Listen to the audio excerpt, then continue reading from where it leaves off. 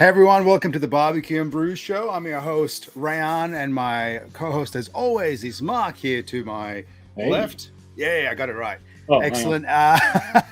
We've got a very, very special guest on today, the corporate executive chef and product and business development manager of Meat and Livestock Australia, Sam Burke. Chef Sam Burke's on the show.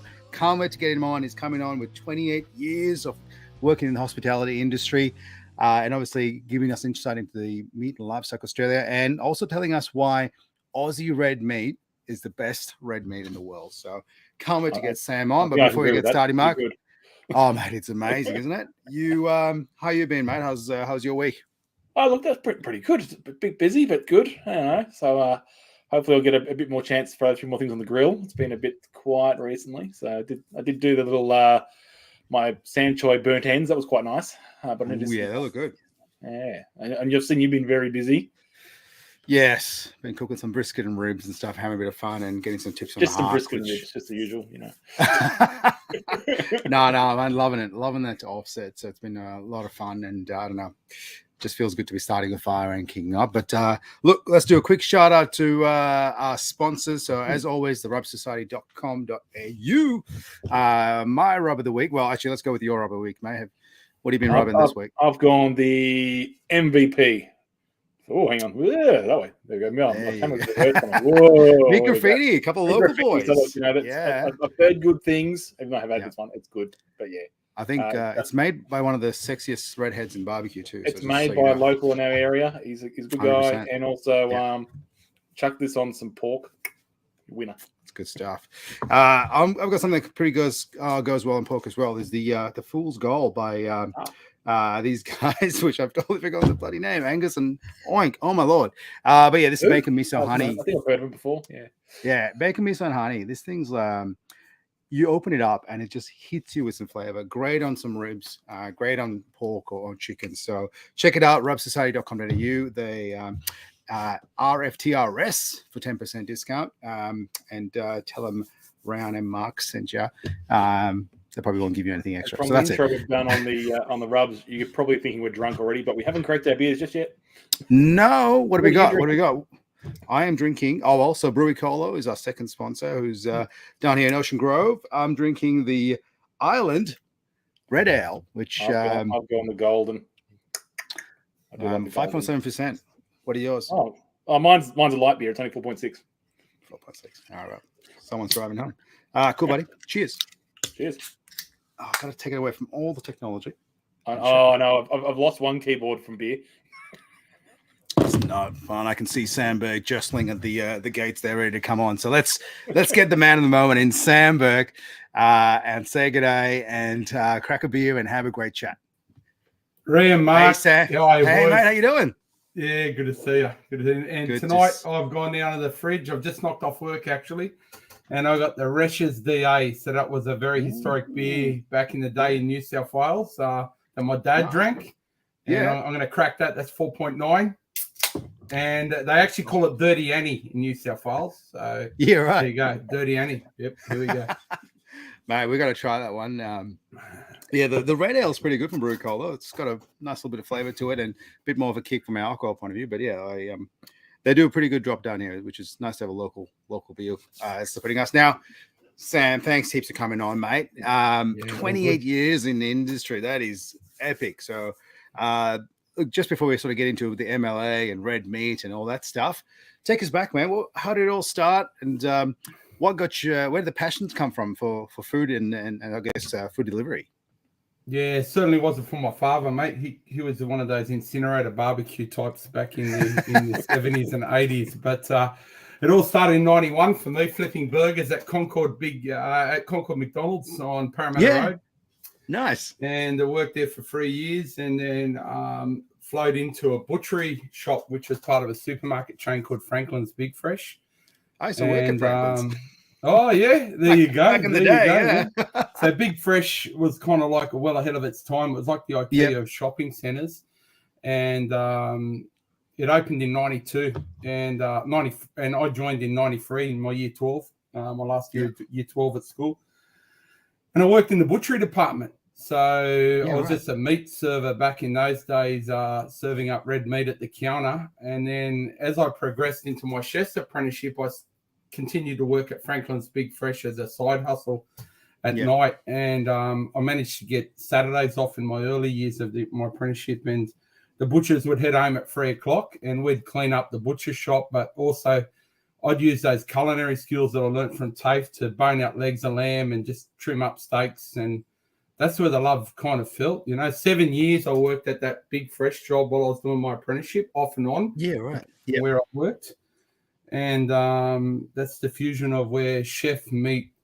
You know what I mean? So, yeah.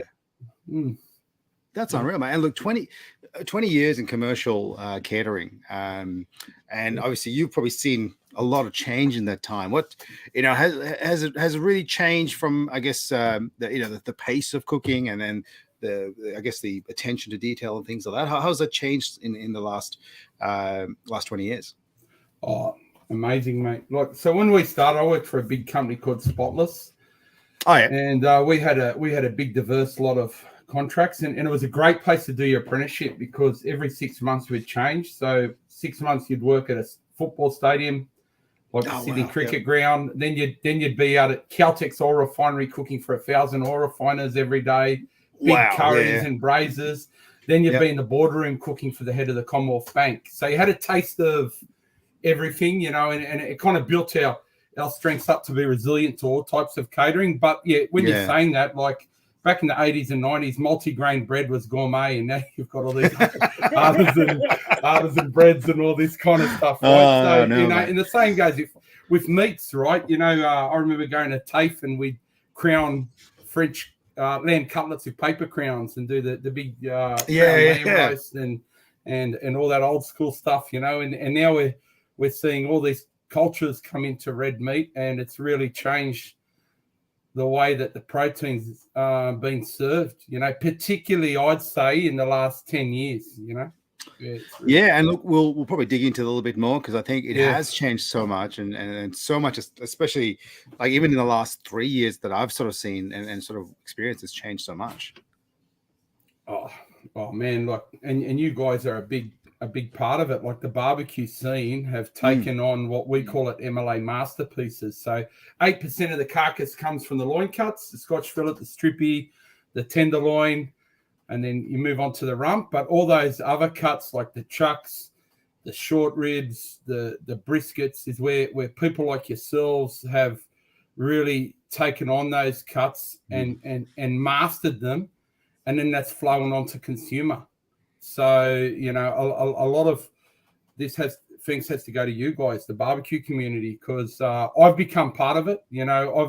I've become infected with the virus. And anyone that knows me, I've got 15 barbecues in the backyard. And every year I'm like the nutty professor out of Back to the Future, toying with something or something, Italian barbecue 1 week, a Brazilian barbecue the next, slow roasting the next. We love it. It's just the ultimate way to relax, boys, They call it secondary cuts, but I don't class it. It's my primary cut, I think. Yeah, we call them masterpieces at MLA. I love it. So but officially non-prime cuts, I suppose, if you want. Yeah. So Sam, I'm going to try and get it right. So, what exactly does the corporate executive chef, product and business development manager at Meat and Livestock Australia do? That's a big title. Can you get an abbreviation for it? Yeah. So look, I guess my core role is to work with big end users of red meat in food service. Yep. To ensure that we arrest their challenges with red meat and make sure they're getting the right cut for cook method. I guess we analyze their business very carefully, like the cruise lines and the airlines and the quick service restaurants and the commercial caterers and the all of the above, hospitals, prisons, you name it. Anyone that cooks red meat, we look at their staff capability, we look at their cost of goods, we look at their supply, and then we look at what they do, right? What they're famous at, and then we reverse engineer solutions that red meat sits in its place. So that's my core role, to grow demand of Australian red meat on menu with food service. And then secondary to that is to be the ambassador for the Australian red meat industry. So that's Australian beef, lamb, veal, and goat producers. So I loved it. It's a dream job. I love it. My boss is probably watching, but I'd probably do it for free if I didn't have a mortgage. and Sam, mate, I've got to commend you on that too. You love it, and you can see it. Every time you're in front of a camera or presenting or doing something on TV or whatever it is, you absolutely, the passion you drive through is amazing, and it's infectious. Even when I met you, we met earlier this year in Sydney. It was just you hype a room up like no one I know. You do so well, and have you pushing amazing Aussie red meat is brilliant, mate. Well, one good mate of mine is exec chef of one of the biggest hotel groups in Australia, Gary Johnson. He calls me the Steve Irwin of the culinary scene. Oh, mate. Look at that! I don't know if that's the right. Tagline I want to be known for, but mate, I love it, right? And my poor girls, they got no chance but to be red meat lovers. They could probably bench press a back of a F100 truck. They're so strong from the iron, zinc, and protein in red meat. But that's a good thing, guys, right? Because if you're passionate about what you do and you're invested in the product, like I've got skin in the game, I'm always buying the product myself. Yeah, it kind of pushes you to understand what people are thinking about and how you can help them with their challenges, right? How you can help industry. And I'm very fortunate. I see guys like yourselves on one end of the chain, and then I was out with producers last week across processing plants, feedlots, general farms, and see and transport the trucks that pick these animals up, and see the passion that goes in to getting that end quality product to the consumer, which is something that I just really enjoy being part of. Absolutely. So, what makes Aussie red meat so good?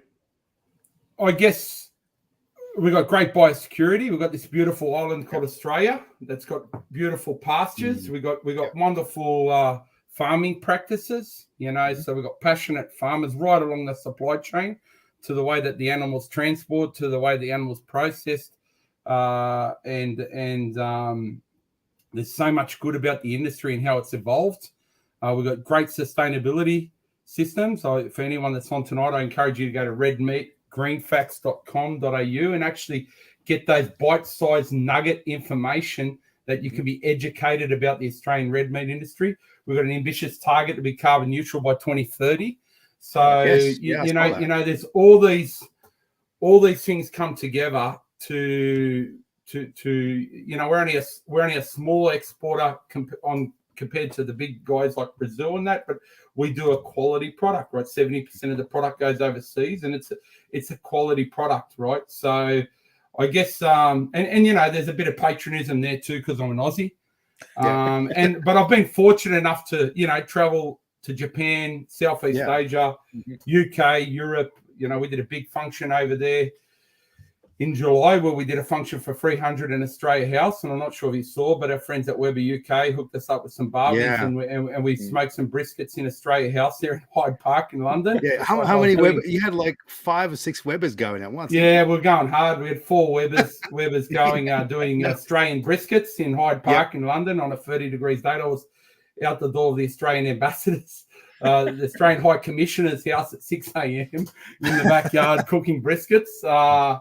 And then we serve that up at night. And the English, when they tried that product, they couldn't believe it. You know what I mean? Just the consistency and the flavor of the product. And all we did is smoke it like you guys do in your backyard. We had a simple spritz. I had some apple cider vinegar, a bit of ginger beer, a touch of beef stock, and then just salt and pepper rub, right? That's it. We rested it, and then we carved it across the grain and the faces. And I tell you, we had the Secretary for the Defence there. He's like the second from the UK PM, and he couldn't get enough of it. So it's I put an Aussie apron on, especially when the cameras are around. So. It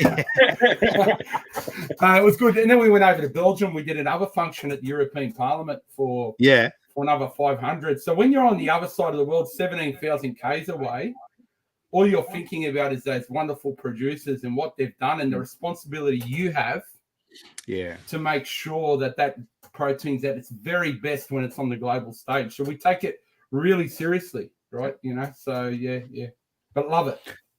No, that's amazing, mate. And look, I mean, you touched on it before. Obviously your daughters can bench F100s with the amount of meat there. Why should we? Why should we eat red meat? Because I think there's. It's been tainted recently, obviously for various different reasons. But if what you tell us, why should we eat red meat? Yeah, well, it's part of the Australian dietary guidelines for a start, right? Yeah. Recommend 130 grams, so it's every second day as part of a healthy, balanced diet. Yeah. And what we're trying to promote, or what we are promoting, not trying, right, is that when you eat red meat, you don't have to have copious amounts. You don't have to have a big 350 gram sirloin or Scotch fillet all the time, right? You can have a nice, beautiful, small bit of protein with balanced sides that provides a nutritious meal, and you get good iron, zinc, and protein out of that, right? So we need meat to function properly, right? And just like everything, if you eat small, quality amounts, it's a good thing for the diet, right? You know what I mean? So, we all love our Scotch fillets and our peppercorn sauce and the chips and the coleslaw and all that kind of stuff, right?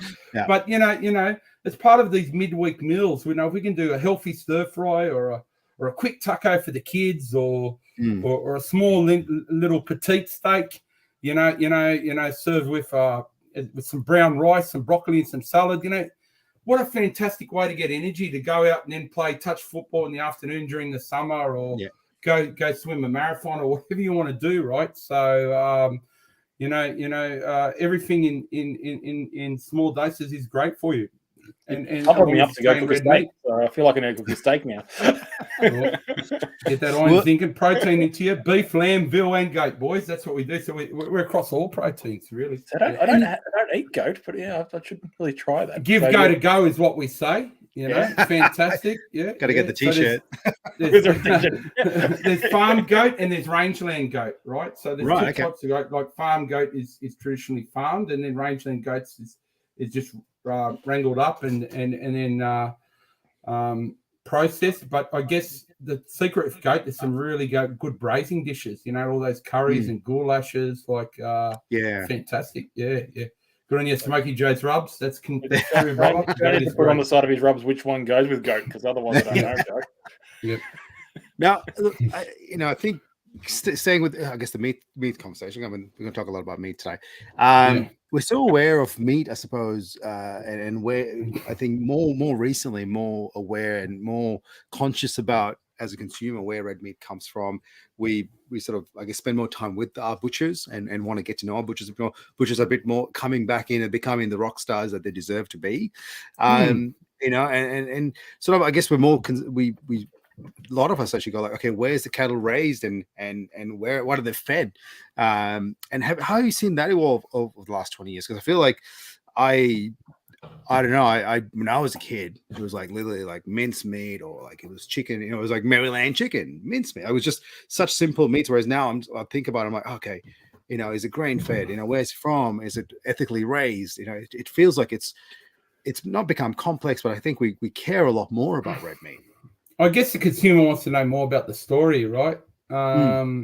Grass-fed and grain-fed have both got the positive, unique attributes, right? And it's a bit like a wine, you know what I mean? Grass has got the carotene color in the fat. You get that orange pigmentation. It's more of a robust, earthy taste, and grain-fed's more of a consistent flavor. And then you've got dry-aged and wet-aged as well. And I guess what we're seeing in food service is that the end consumer wants to know a lot. There's a lot more about branded beef. They want to know, just like you guys, whether it's Cape Grim or Macca's or JBS Great Southern or Tees Riverine, the brand tells the story and the provenance, and then they can sell that as a value add to the table when the consumer comes in. So we're seeing a lot more. So it's not just grain-fed 250 gram 150 day grain fed 250 gram steak. It's a bit about the brand, where it's come from, and then the breed, and then the consumer's getting a whole story. So I guess the whole romance of the product is now flowing into retail too. We're seeing, so it's a good thing, I think. The consumer is more aware where the products come, and then the quality that goes into that product. And does that fall into like the Meat Standards Australia and that sort of quality grading system? So Meat Standards Australia underpins the brands. Yeah. Right. Yeah, so it's Australia's grading system to ensure a good quality red meat. And MSA has brought time and time returns, over and over to producers, and the only meat I cook with is MSA graded, because it just ensures consistency and quality of the plate. Yep. And it's what the Australian red meat industry uses to grade meat. So it underpins the brand. It's not a brand itself. It's a grading system that underpins the brand. Yeah. I mean, that's and how does someone identify if it's MSA graded? Oh, well, if first up, it's on the venues can be licensed to put it on menu, and it's you'll see it on whole cuts that you buy in butchers. There's a slip that goes in, MSA graded, and some of even the big retailers advertise it as well. So you can ask your butcher as well. You know what I mean. So it's quite well known. And if anybody wants to know more about it, reach out to us at MSA at MLA. About MSA, and we can give you all the tools you need to be educated about that grading system. Absolutely, and program it is. I'll come back and touch on some of the different resources out there, because there is some amazing stuff you have with, especially the MLA website, and I want to touch on Rare Medium Academy as well, which is looking at that. It is just a wonderland for just learning more. But I guess when I come back to, I mean, we've seen with, obviously, I mean, I was going to go back to what you were talking about, people being aware of, where the producers and the provenance of meat. If someone did say, hey, this is a Macca's Angus steak, I would definitely choose it at the restaurant. If someone actually told me that, because it's just one of those things. It's just such. There's a real romance to it, right? Yeah, you're like, oh yeah, it's like finding that whiskey you like, or the bottle of wine you like. Yeah, yes. Because I mean, Mark has a few whiskeys he definitely loves that. If he sees it on the shelf, he's like, "Yeah, that's me. I want to get that." Right? So I saw a Macca's. I'll be getting a Macca's. No Johnny Walker Red on your shelf. Oh, mate. Johnny Black though, not so bad. Anyway, I'll move on. But look, I guess as a consumer, Mark and I, we sort of find that meat prices have gone up quite a bit. And you sort of hear the stories, you speak to, I've had quite a lot of conversations, especially on the show, where they're like, back in, 5 years ago, brisket would cost you, $10 a kilo or something like that. Like, how you found that, that sort of the progression in meat price rising and the reasons for it? Yeah, well, first of all, it's a quality product, and we're a price taker, not a price giver. So if export is high and the product's in demand, you know what I mean, that leads to less supply. And what happens when there's less supply? It's just normal economics. Prices rise. And then we've had all the drought where producers have had to kill off their herd, right? And you can't just regenerate cattle like at a snap of a finger. Right. So look, it's a challenge, but look, it all goes back to it's a quality product. We're never going to see it for the days of the old $15 club steak and pub steak. I think those days are well and truly gone.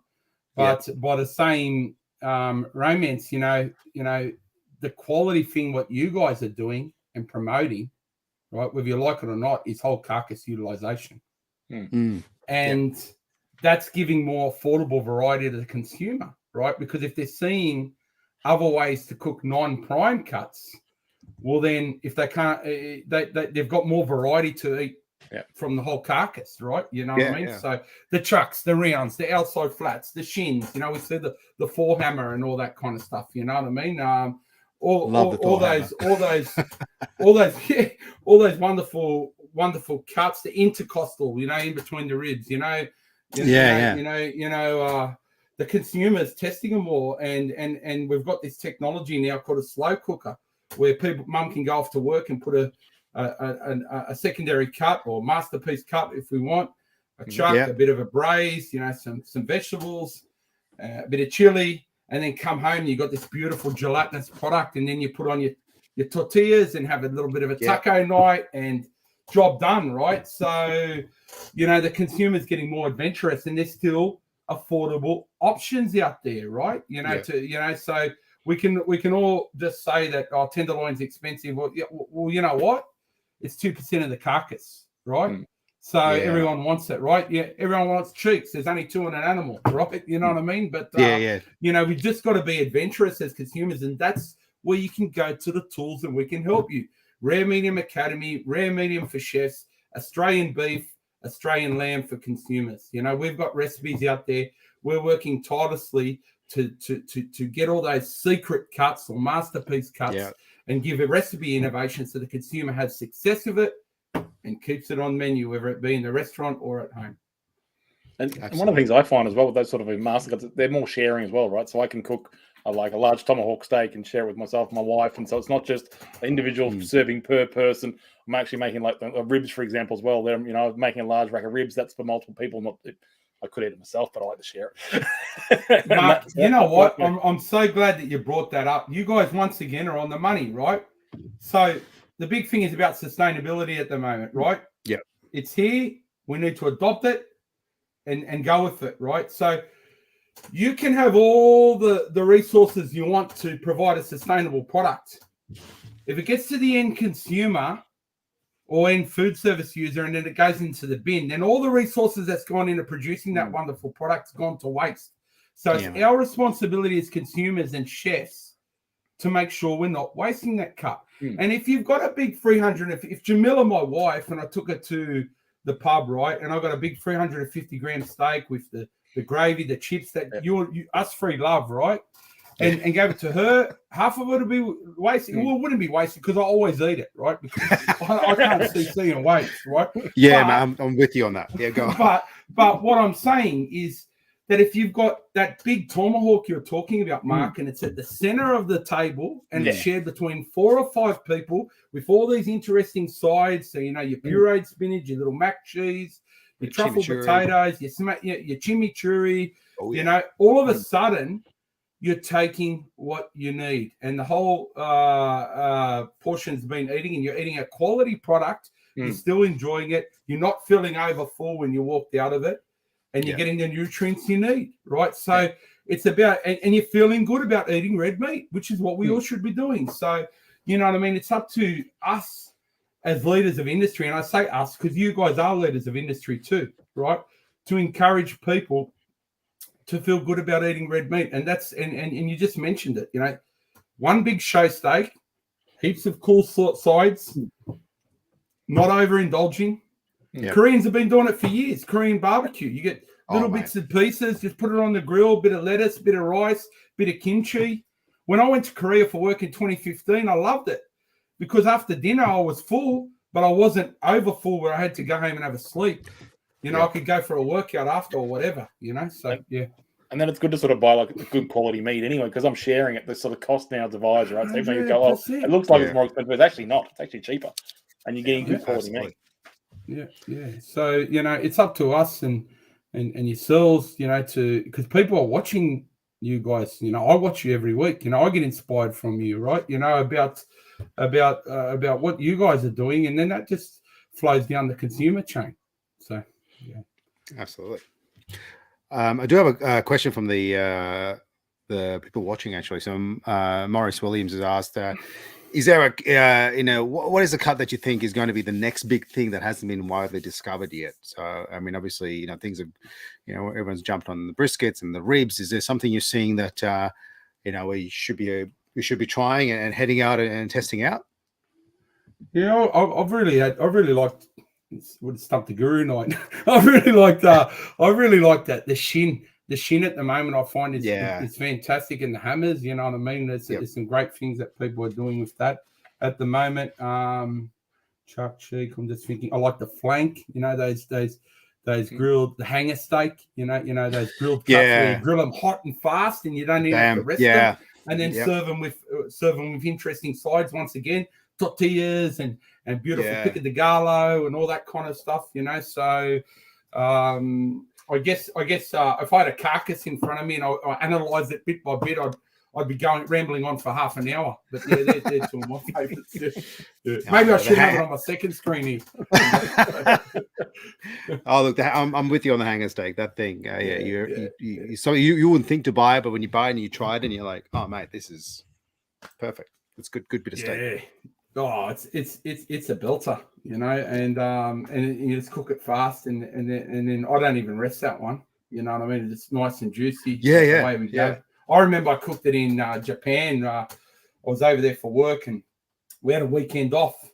And my boss over there looks after a Japanese market. Had a barbecue with all the expats, and it was a street barbecue in Tokyo.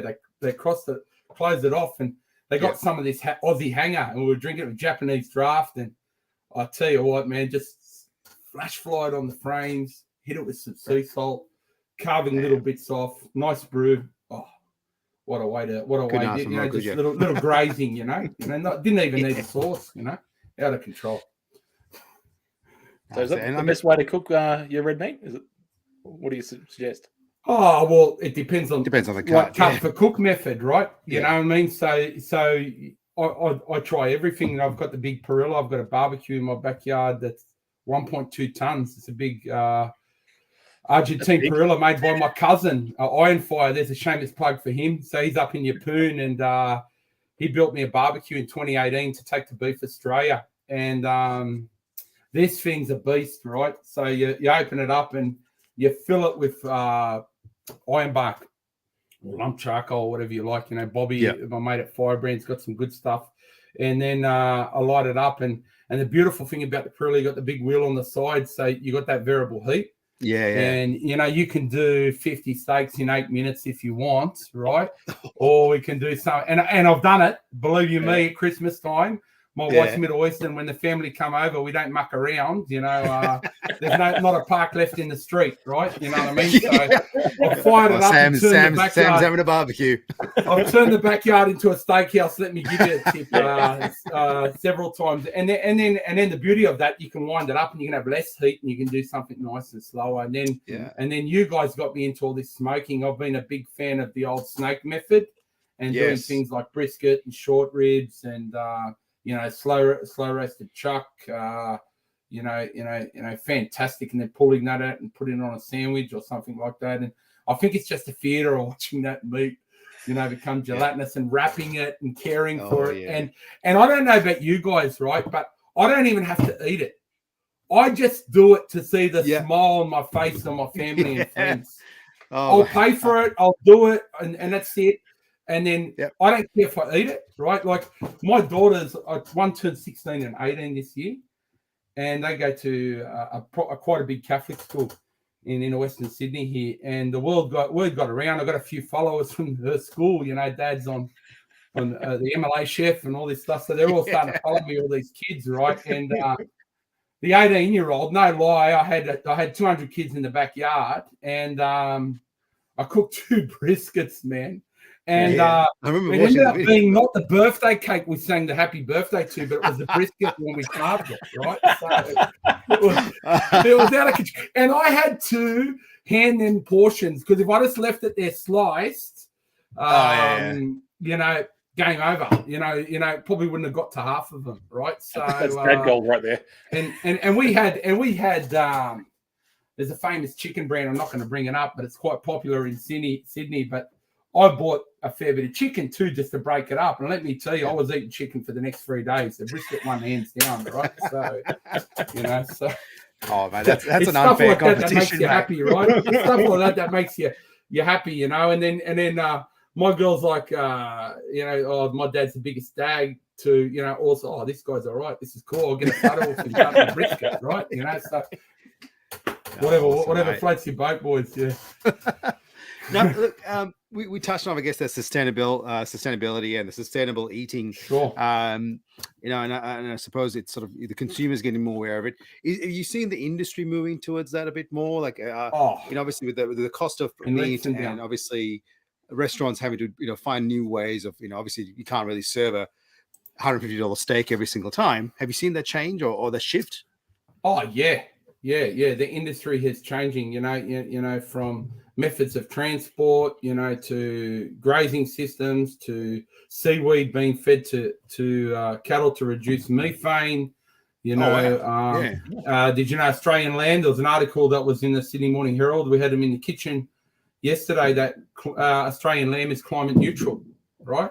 So there's, you know, the red meat industry is on the way to some really great things, right? And I'm so excited about it. And I think we all should be, you know, because agriculture is a big part of Australia. If agriculture is the backbone of Australia, you take that out of Australia and we're busted, right? So, you know, we've got passionate producers, we've got passionate supply chain, and good things are happening every day. And the farmers are really jumping on board, and we're seeing the results. No, it's unreal. And I think it's, you know, obviously there's a whole bunch, like I was touching on the resources before. And if you remember, give a bit of an insight to the Reyan Medium Academy, you know, sort of checking out the recipes. It's obviously recipes, there's things about the MSA, and there's masterclasses. You know, Troy Wheeler breaking down a carcass on video, so you can watch a whole half a cow or half a lamb getting broken down, which is amazing. And I didn't even know that existed till I was obviously researching to have you on the show, mate. Tell us a little bit about Reyan Medium Academy, because that place, I think, just is an untapped resource for everyone. So there's two programs, right? First up, Reyan Medium was the mothership, right? So that was the original. So that's our EMAG. And I suggest everyone online to jump on Reyan Medium and subscribe to the EMAG. That comes out quarterly, where we get the best food service guys in town. And we're out there seeing different things, different dishes, different proteins in the restaurant scene, as well as some of the quirky stuff that's happening in the cafes and the modern eateries around Australia. And then there's the Reyan Medium Academy. So that was kind of our baby that we worked on, my personal project for my colleague Julie Ballard. So during COVID, we could have made every excuse up in the world. You know, food services closed down. It's too hard. You know, this, that. But I remember going and walking into I couldn't even walk into his office on a Teams call for my boss. And I said, because we were in hard lockdown in Sydney, and I said, we need to pivot the program. We need to get out there and help our customers. We need to help food service, right? They're trying to figure out how they can still deliver a business model where people can't go in and sit down and eat in restaurants. So over 18 months, we shot 67 videos with a PDF recipe, an instructional video, 2.5 minute clip how to do it, and then pictures so the chef could copy them. And then on top of that, copy that dish, right? And then on top of that, we did a monthly webinar where people could dial in, or chefs, it was chef focus, food service focus. And we went live on YouTube, very similar to what we're doing now. And we had a professional studio, T&M Creative, in there. And then what these guys did is we pre-shot videos, and then we cut to them like a TV show. There'd be a 2.5 minute clip of me doing a dish, and then I'd come back and I'd be live, and people could ask questions like we're doing today. And on top of that, what we did is, you know, topics like how to pivot red meat dishes for delivery service providers, so the product gets to the end consumer in an excellent state. You know, is steak the right dish to travel on the back of an Uber backpack? Probably not. Probably a braised short rib would be good, so the consumer can regenerate it on the other side as a deconstructed meal and do a nice short rib taco or something like that, right? So it was, how did we look at what was going on, and then with our knowledge develop tools that could assist food service in its greatest time of need. And that's what Reyan Medium Academy was about. 67 recipes, a produce at a plate series, pro tips session, you know, on how to cook every cut of the carcass, and then flowing into Meat Standards Australia, and it still remains a valuable resource. I got a question 8 o'clock this morning from North Queensland, a southwestern Queensland lamb producer. I'd like some food service recipes. Bang, bang, bang. Here's an email. Yeah. There's 4 recipes. Away they go. So yeah, it gets used every day. So yeah. Absolutely, and I think people need to know that it's actually open to everyone. So it's I know you sure say it's industry. You can go there and check out all these recipes, and basically it's step by step, and you just get to try a few different things and 2 different ways of cooking. So definitely go check it out. RareMediumAcademy.com, not .au, just .com. Just check out the photos, because it just makes me hungry looking at them. So I don't know who took your photos of the food, but every meal looks amazing. Let me give you a tip. I'll say that I'll call her out. Julie Ballard, who's our my product development culinary executive, is also a food stylist. So worked with the best in the game. Woolworths, Selector Magazine, and she's our in-house food stylist, right? And she does a great job. So passionate about what she does, and it reflects in the imagery, right? Yeah. So great.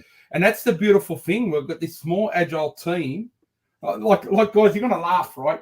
I live in southwestern Sydney. It was like Melbourne last year, boys. We were in lockdown like you guys. Probably not as bad, but there was a while there that we couldn't go anywhere. We were the worst part of Sydney. So I said, right, what are we going to do? Rang up the police and I said, would I be able to still work from home if I shot some videos and all this kind of stuff? Yeah, okay, all right, let's get a COVID permit. My wife freaked out. Dropped the cool room in the driveway, right? Linked it up to the garage, right? Brought a production crew in, cleared the backyard, and shot 12 recipes on how to cook red meat over flames in the middle of COVID lockdown. Unreal.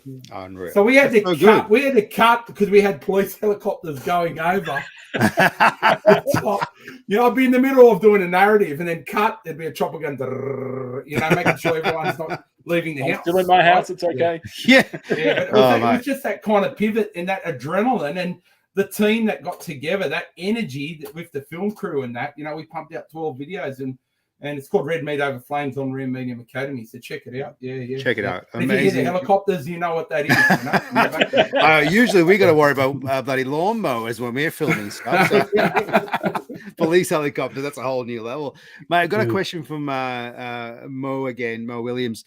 I'll pop it up on the screen. So, have you obviously sort of saying that people are getting sorry, not people, but they're getting fed seaweed to reduce methane, so grass and grain fed, not so much corn fed in Australia. Yeah. But does it affect tests? I suppose is what he's asking. Well, to be honest, I'm not going to talk because I haven't tried it yet. Right, our Brisbane office tried it. It's only very new technology.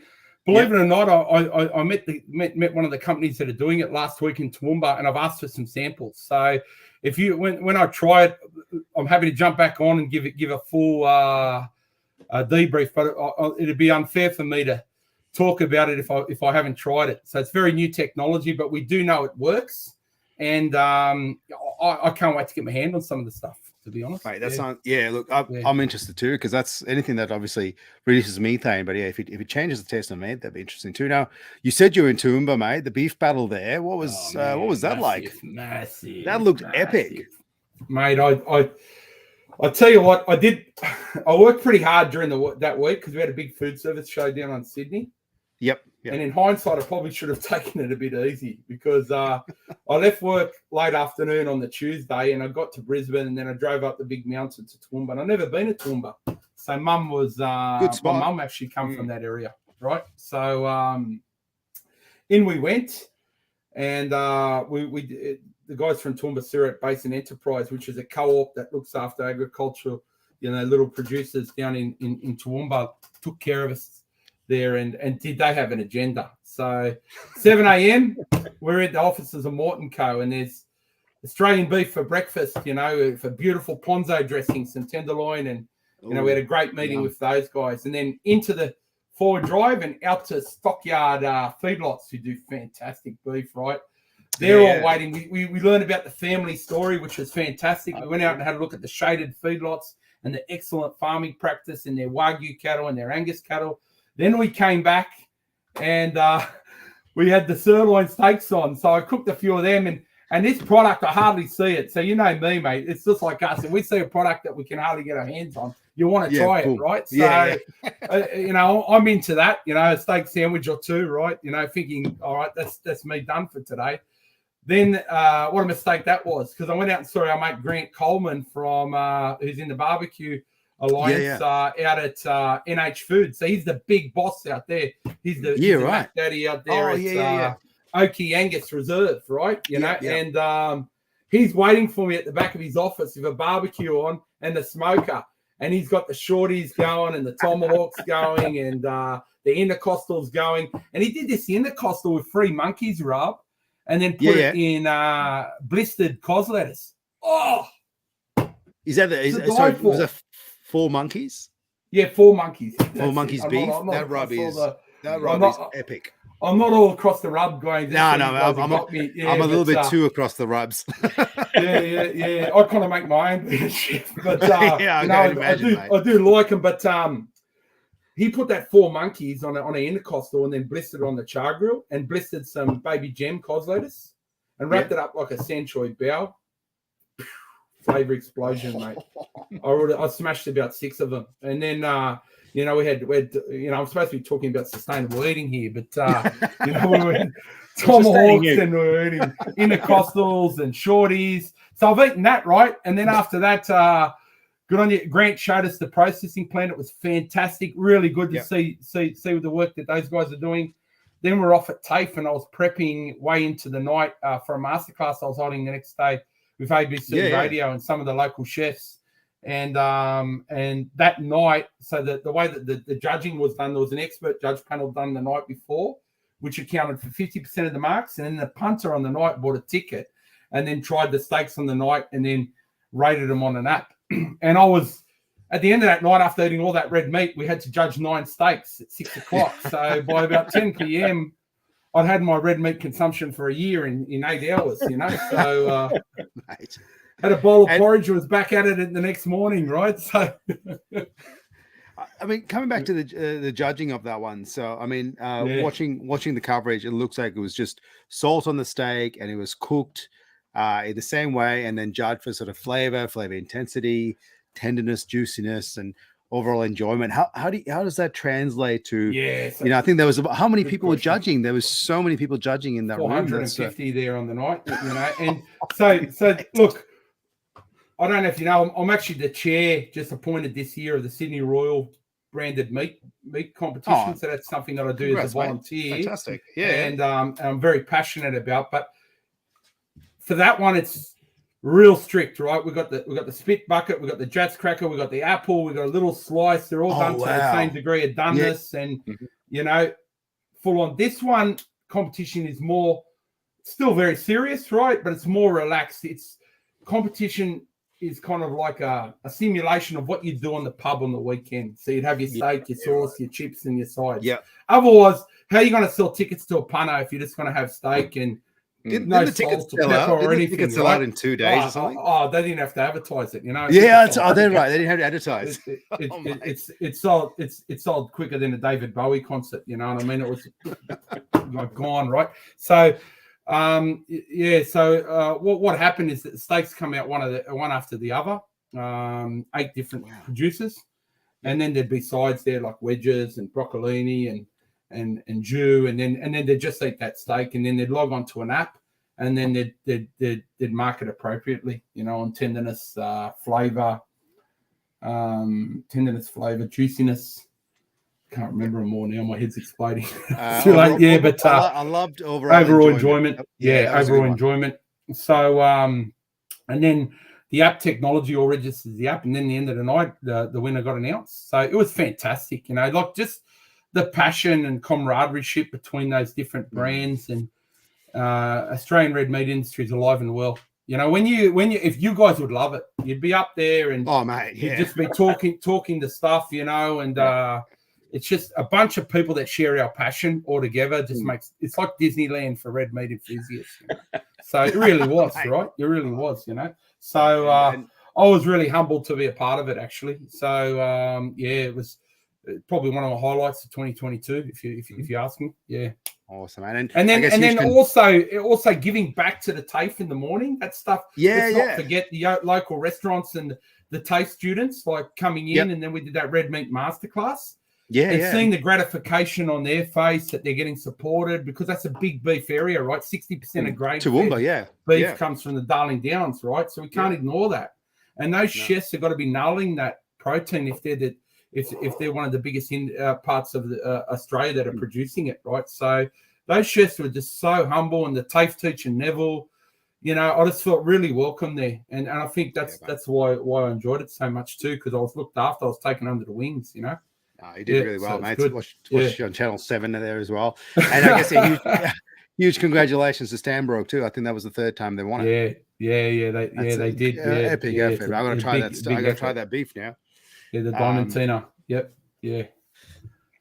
So tell us a little bit about Meat Livestock Australia and what does it do? Yeah, I know. No, that's a good question. So MLA, the research, development, and marketing body for Australian red meat producers, so beef, lamb, veal, and goat. So we're funded by government as well as producers with research and development, and then the marketing side, we're wholly funded by producer levy. So every animal that's processed, a portion of that levy goes to MLA, and we're responsible for marketing the product to over 200 markets globally, including the biggest market, single market, the domestic market in Australia. So that's what we do, So those crazy ads you see for Australia, Summer Lamb, we call it now, or Australia Day Lamb, they used to call it. That's us. Hang on, you make my favorite ad of all time, the lamb ads. Yeah. Not me personally, our team, but I hang it every year for those. They're great ads. For the same team. That do the summer lamb ads, we like to call them, to get ready for the new one that's in development now. We're not even told what it's like. Is there an exclusive sneak peek? Mate, it's that secret. I don't know until you know, right? There's about 3 or 4 people in the team that know. Yeah. The brand manager, our GM, and our domestic market manager, and then the rest of us find out when we're watching the Today Show and it's released. So can't wait. And it has to be, right? It has to be, because it's so anticipated. Yeah. So it's like the Apple iPhone, right? No one knows that commercial till it hits there on the screen, and then when it goes off like a when it goes out of control, of course I take credit for it. Yeah. That was all me. It was all me. No. Look, well, we do some campaigns in my area of the business that underpin those commercials to drive foot traffic in the food service. So you might see that commercial, but we'll do some underlying campaigns with some big food service operators. There could be a lamb burger on during that campaign at a pub group or a quick service restaurant, etc. Yeah.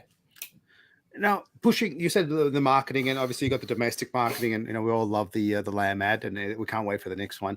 But internationally, you've got your lambassadors, you got the Hatter Matters of the world, so to speak. What's that's, I guess, people don't quite see that amount of work that goes into pushing Australian product internationally, because the international market, especially sort of lamb going to the Middle East, that's huge. And I was over there in June in Qatar doing a masterclass. And I tell you what, guys, we have got some really good people overseas. So we've got markets in the Middle East, Southeast Asia, China, Japan, the US, the UK, the EU.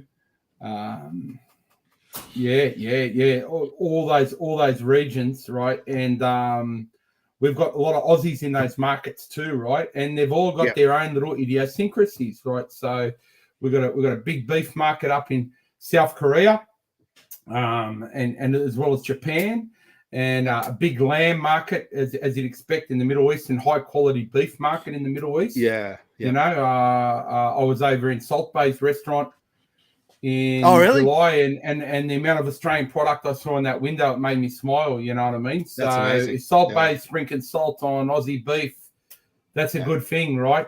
So I guess, and that's one of the real exciting things that reinvigorates me, is when I go over and immerse myself and work in those markets, because I learn from those chefs and that marketing team are doing for our products, and I pick up little snippets and then bring them back to my market, right? And the same with them. They learn a bit about what we're doing, and they do the same. But it's a real tight team, you know, with technology at the moment. I was talking to our manager in the Middle East yesterday, and we were collaborating on some recipes for restaurant chains, etc. You know what I mean? Because at the end of the day, we like to call ourselves at MLA fewer, bigger, bolder, right? So fewer projects, but make them bigger, and let's be ambitious about it, you know? So that's our mantra. Yeah.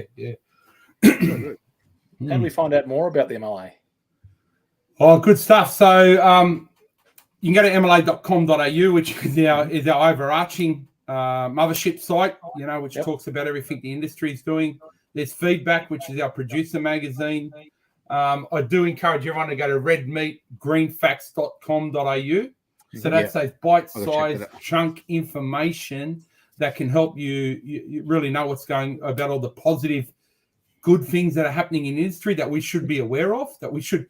So my idea, I've got a little book. I can get you some hard copies. I'll send them out to you boys. They're like a little Bible, and there's 1 or 2 things a day you can read and be really versed on it. So when you're doing your shows or out there, you're talking to people, you can be spruiking the positive messages.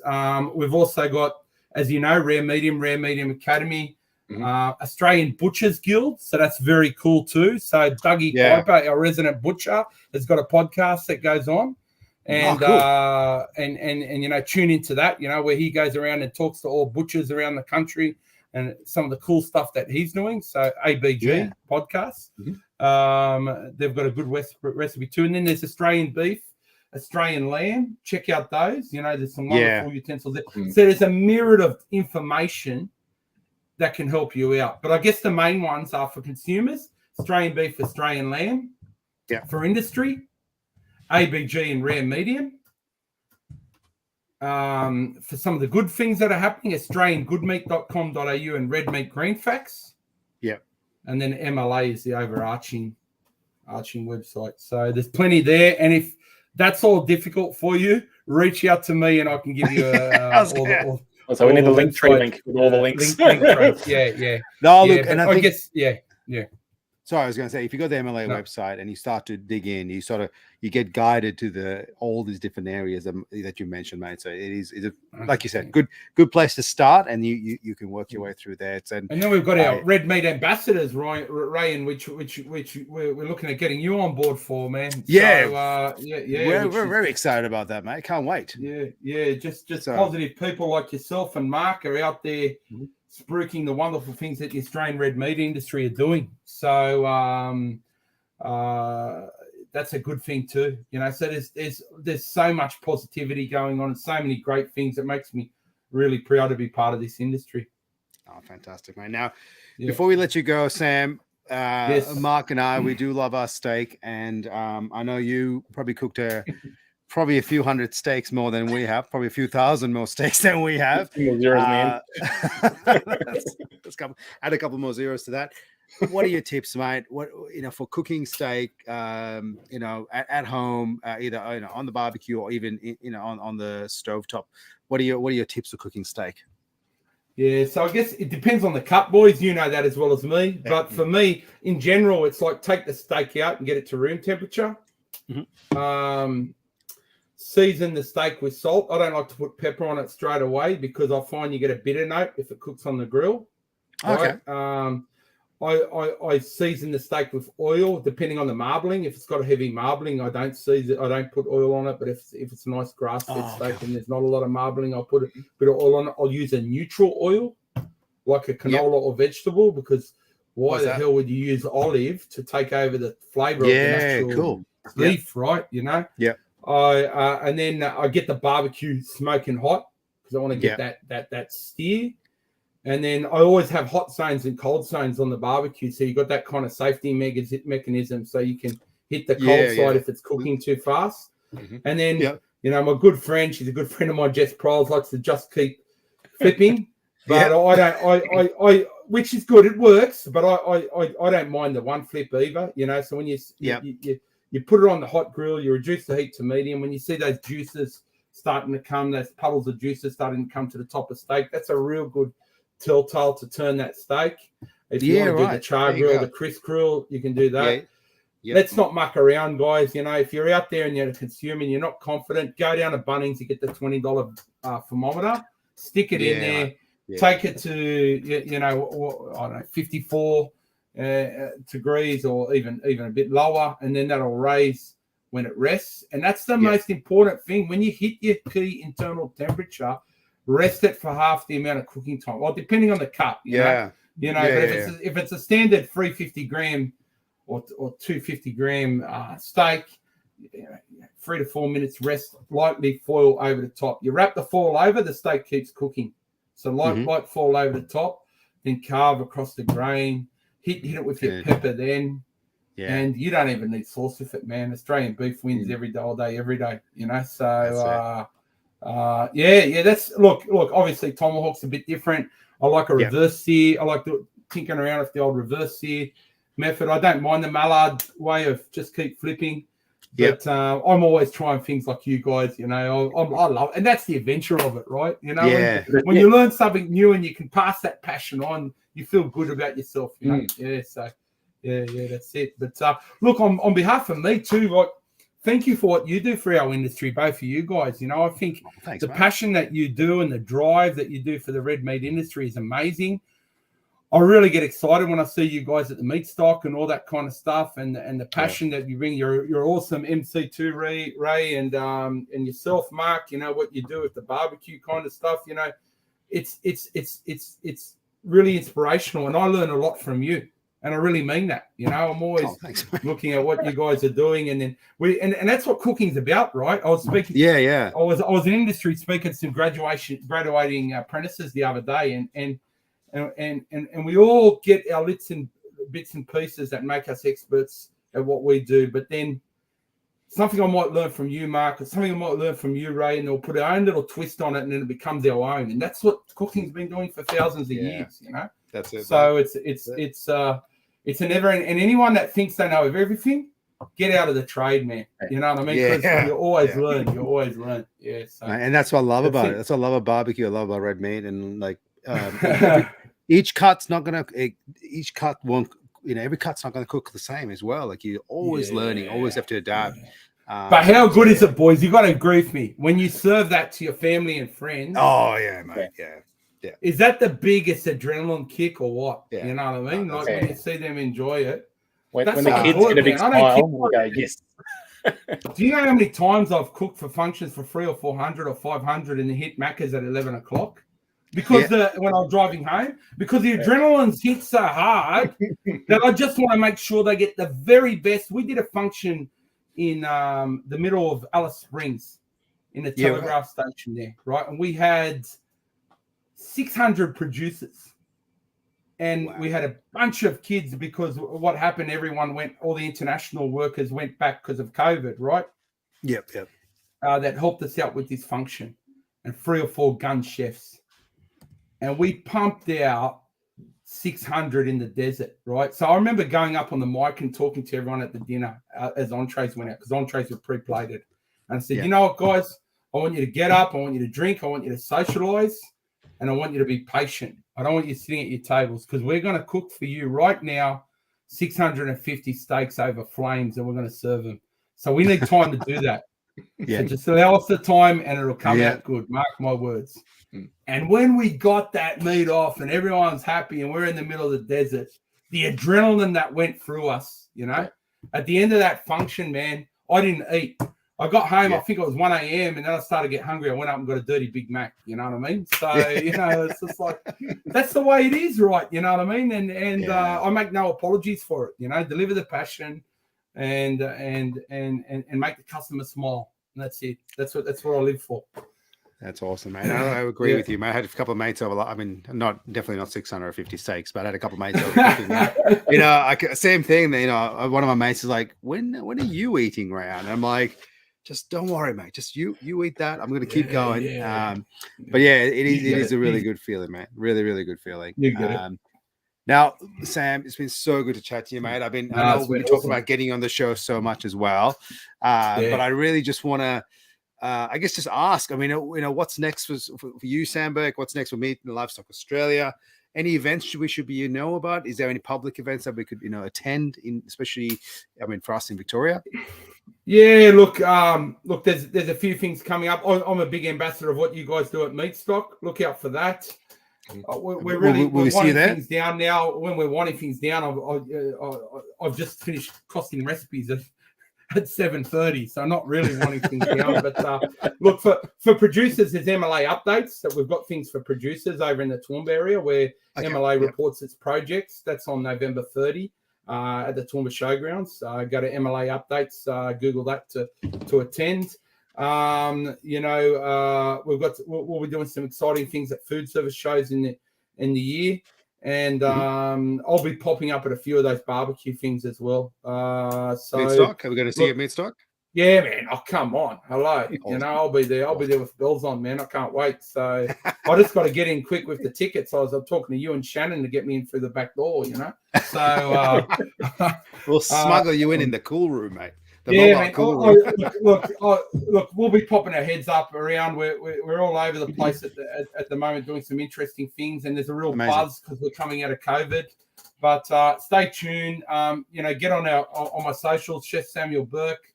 Both on Insta and Facebook, because I pretty much let you know what's going on there, and follow the legends like you, and keep on doing what you're doing, boys, and let's do a live barbecue and brews cook-off from my house when you're in Sydney. So get down here a day earlier. Let's get that parilla going. Let's get some red meat on. Have a brew. I want to see your Holdens, mate. Those Holdens. Yeah, man. The beast. The beast. We'll take you in the V8. Yeah, we'll take you around the corner. But I'll tell you what. When you're at my house, there's no sitting around big tables. The way I do it is I cook. I got 3 or 4 milk crates. I got a little table. We sit down in the backyard and we graze, boys. Little bits of meat, cutting it over the board. Perfect. Dipping it in chimichurri, cold beer. Talk a bit of stories.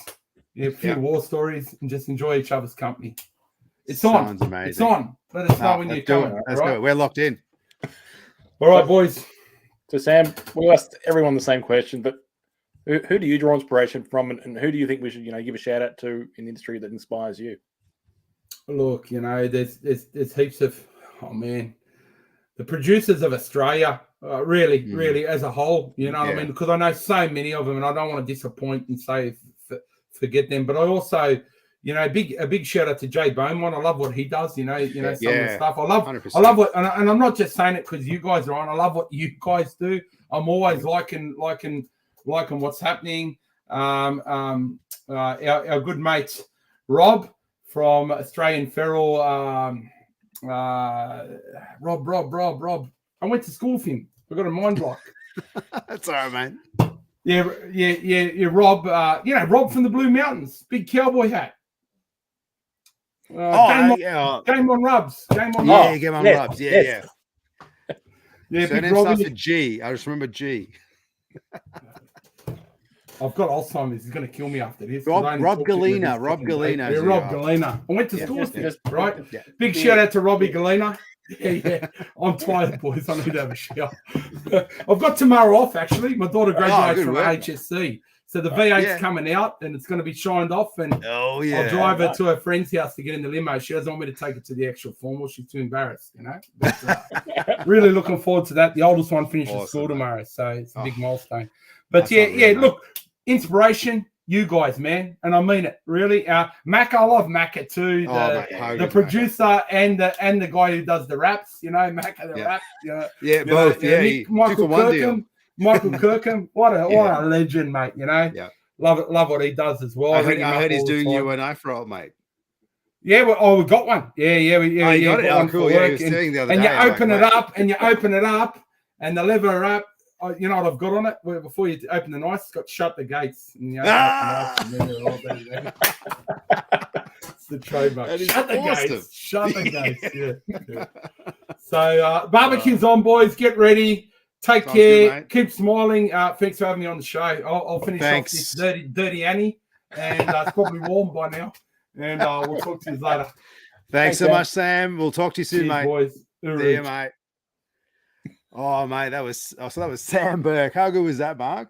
Oh, he's just so much passion, right? So you get really excited. He really, really knows his stuff. And now I know to try some goat, and I feel like lamb for some reason. Yeah, mate. No, I'm keen to try some lamb as well. I've been listening to a podcast about lamb recently. I don't know why, but yeah, lamb's on the card for me as well, mate. But yeah, look, Sam Burke's passion, Sam Burke's drive, and yeah, it's just so addictive. And check it's out so those good to have recipes on the show. too, because even though the Yeah, photos made me hungry, just going through the recipe books and going. RayanMediumAcademy.com. Yeah. It's amazing. So thanks so much, Sam Burke. Mark, who's on the show next week, mate? So we've got Grant Neal and Nicolai Riddle from Skinny Mixers.